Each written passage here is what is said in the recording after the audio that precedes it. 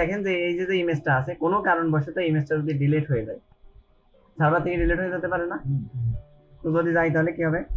অথবা আপনি ভুল করে নাম পরিবর্তন হয়ে গেছে, তাহলে এই ইমেজটাই যে এরকম দেখাই,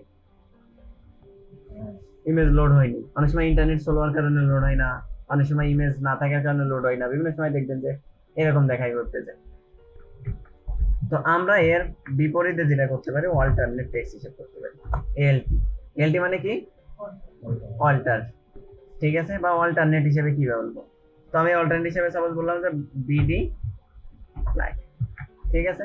এবার দেখেন ওইটা যদি আমার না পাই, এই যে পাইছে তো ভালো হয়েছে, আর যদি এরকম না পাই তাহলে কি হবে? এখানে বলবো বিডি ফ্ল্যাগ। তাহলে আমরা এটা দেখে বুঝতে পারবো যে আচ্ছা এখানে বাংলাদেশে একটা ফ্ল্যাগ ছিল যেটা এখনো লোড হয়নি।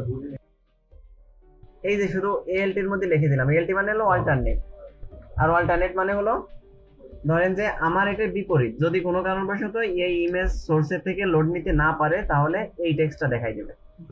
তো এই যে লোড নিতে পারেনি যার কারণে এই টেক্সট দেখাইছে। কেন লোড নিতে পারেনি? কারণ এই ইমেজটার নাম আমি পরিবর্তন করে দিয়েছিলাম। আর বিডিডি ডট জেপিজি নামে এখানে কি কোনো ইমেজ আছে? না। ক্লিয়ার? এই যে এখন আইছে।